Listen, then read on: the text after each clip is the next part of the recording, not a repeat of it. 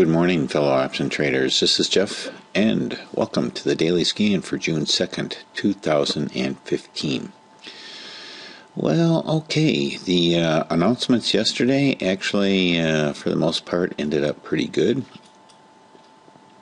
But there's a number here that I didn't know much about this. It's got a black dot on it down here. It's called Gallup U.S. Consumer Spending Measure. We'll take a look at that in a minute. But I wanted to let you know, I think that the kicker for the market yesterday was construction spending. Because when the market first opened, it was not really going anywhere. I was trying to decide whether I wanted to go up or down. And I think it was after this number came out at 10 o'clock, which is this number right here, that things kind of picked up. Prior was a minus 0.6, and they were expecting a 0.7, and they got 2.2. I think the market responded to that and wrapped itself around that number and said, I like that, so let's buy some stuff today. But here's something, it's probably not very important or anything, at least as far as the market is concerned, but I find this number pretty fascinating. The number is $91. Now, what the heck is that number? It says here it's a self-reported consumer spending question, and they talked to 500 adults 18 and over, 14,000 interviews over the month. They ask each day to estimate the amount of money spent yesterday, excluding the purchase of a home. I imagine that means mortgage payments too, automobile, car payments, or normal household bills. The survey is conducted with respondents contacted on landlines and cell phones. So they're saying that excluding your mortgage, rent, I guess, too, would have to be included in that. This is discretionary spending. $91 a day, ladies and gentlemen. Now, extrapolate out that to approximately $35,000 to $36,000 a year in discretionary spending for the average U.S. consumer.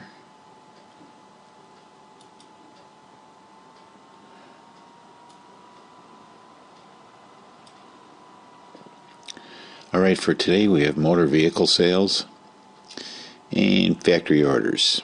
Motor vehicle sales, I don't know when this is coming out. Is it out now? Not yet. It's been climbing. People, I guess, like that. $36,000 a year. All right, let's find out what's going on across the ponds. Asia. Yoo-hoo. There we go. Mostly bearish, and really quite solidly bearish in some cases. And same thing with Europe. Let's say neutral to bearish.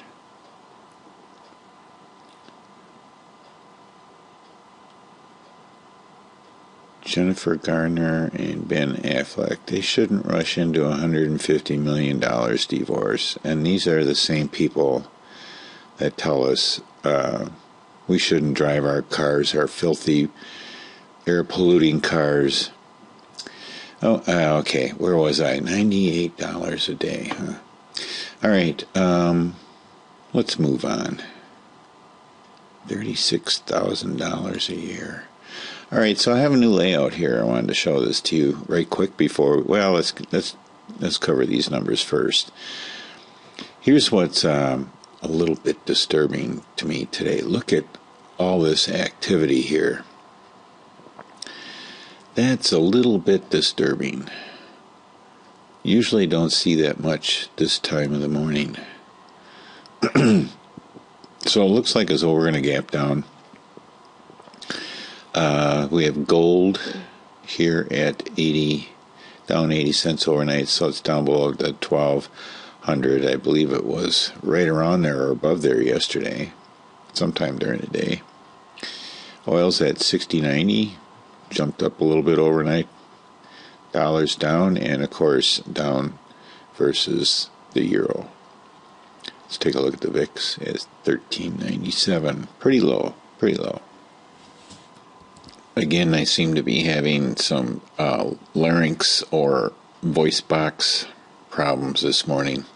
This new layout here, basically what I did was, I used to have the show groups thing up here, and I wasn't able to see the butterfly. So I called Thinkorswim, and they said, you can't really do that. You can't show, the different types of spreads within multiple accounts when you have it split out by multiple accounts, but apparently you can. But you have to, refresh it every once in a while. So I was messing around with this yesterday, and if I uncheck the show groups, and then I go in here and I say arrange positions. No, it's group symbols by spreads. I just went in here. These are the spreads that I do. I do verticals, calendars, butterflies, iron condors, and covered. Now, you have to put your order in as an iron condor. If you do two verticals, two credit spreads, it's not going to show up as an iron condor. You have to put the order in as an iron condor, and I don't like to do that because that makes it difficult to get your order to execute. So on a covered call, you also have to put it in as a covered order. And as you know, gold is a GLD is a covered position, but it's been rolled and let to expire and all that kind of stuff several times, so it's not showing up as covered. So it just kind of falls down into this, I guess you could call it stock category, which I don't have checked, but it's like, okay, there's no spread, no definition for these down here. So that's where they end up. And here's a FUT calendar. Yeah, we know what that is. So that's what I have checked, and so I get this layout here, which I kind of like better because then I see things broken out better. I have no idea how I can have profit on SPX already today. What is going on here? It's 6:04 in the morning. This is crazy. But I think apparently maybe SPX trades early, but it shouldn't be jumping up that much. Some of these, like we have June 2 and June 4. Oh, by the way, SPX July. Yeah, July 1, put on a 1010 iron condor. Take a look at that on the chart. Speaking of, let's go to the big chart. All right, here's Russell.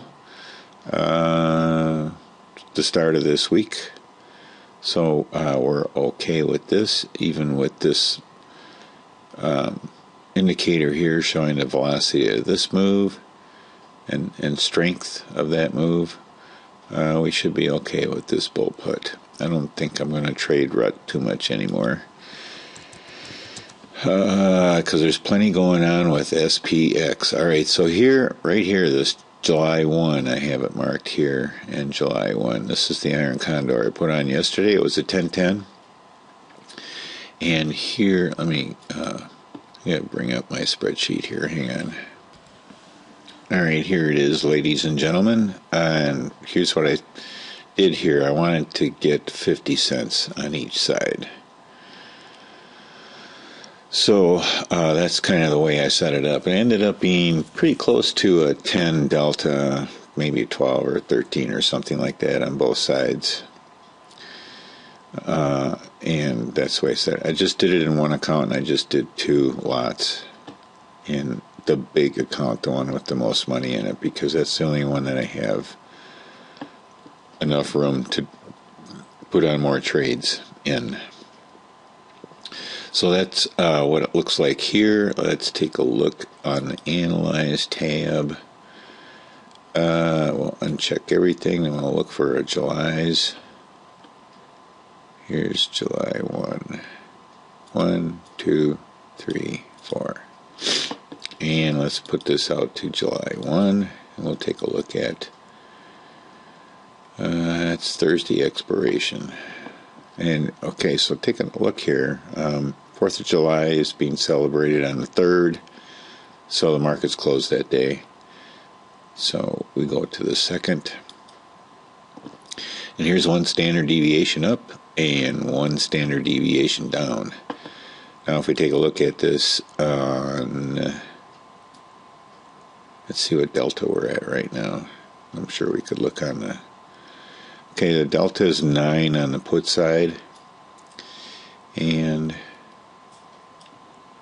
9 on the call side. So it ends up being pretty much a 10-10 iron condor. Alright, so we're doing okay, of course. Now look at this. We're down 60 or 70, now we're only down 6. It's a crazy world out there, is it not? And that all in, it's like about 5 minutes, so I'm not going to waste a lot of your time today. We're just going to get right into a quick scan on the equities. Alright, so you have Apple still not doing anything, Amazon not doing anything, Baidu not doing anything. Chipotle is doing something if you can find the right day to jump in on that sucker. Costco, you need, like I mentioned yesterday, you need a couple, 2-3 days on a flag, whether it's a bull flag or a bear flag, whichever one you're looking for. I've talked about that several times, what a flag is. And if I see one here, I'll point it out for anybody who didn't catch that in the past. Costco drifting downward, but not any good flags on that. Taking a look at the Dow, looks like it's going to, I don't know, let's see what happens here. Looks like it might break this support line here. And gold, it started out yesterday good and pulled back the rest of the day. Google, not really doing anything. I don't see a flag there. LinkedIn, definitely no flags there. If you were to look for maybe a nice level surface to land an airplane on, that might qualify. NDX might have a flag here. Don't see any really good flags here either. So let's look at this weekly. So here we have a flag pole. Let me get my drawing tool out here. Here we have a flag pole, and here we have a flag. Even though there's only 2 bars in the pullback, I'd like to see 3. And here we have a flag pole and then a very small flag. Go into the past. Let's see, how do I get out of here? Oh man, I forgot how to get out of here. How do I get out of this drawing thing here?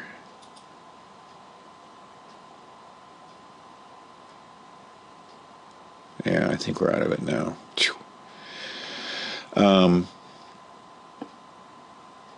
Yeah, well, you get the picture. You'd like to see at least like 3 nice red bars, not a doji and a couple red bars, but 3 nice red bars, and then 6 or 7 up, and then 3 down, and 6 or 7 up. That's really what you like to see. Netflix. Sorry for all the jibber jabber. Not really doing anything. Priceline. Priceline is, if you, there's not enough convincing stuff here to tell you that it really is in a downtrend. Maybe this second phase here might be enough. Russell, we'll just take a quick peek at that. Not really doing anything. Here's my order, good till cancel order at 10 cents to get out. of the bull put that we have. We already looked at SPX. Let's jump right to Tesla. I think. There we go. So yeah, we had a... Come on. There we go. And Tesla drifting weekly, meaning WEAK, up right now. Had a nice run back here. Would have been fun to get in, but we had earnings come in there and stuff like that. So anyway, I think that's kind of it for today. Jump back to the big chart. SPX, I think we're going to be okay. We're just going to collect some more theta for today. And I might take a snapshot, actually, of what this looks like. So we're looking at theta of, except for this insurance policy, of about $75 today. We actually made quite a bit yesterday. Excuse me, as the market went up, because we have a lot of positive delta.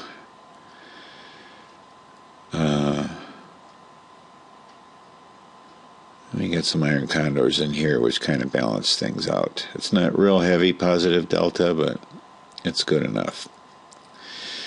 We kind of like just a tweaked to the positive side, which is sort of what we are. A little bit of negative delta here, but still lots of juicy theta coming up here, so that's good. All right, that's it for today. Thank you very much for watching. Have a great day and happy trading.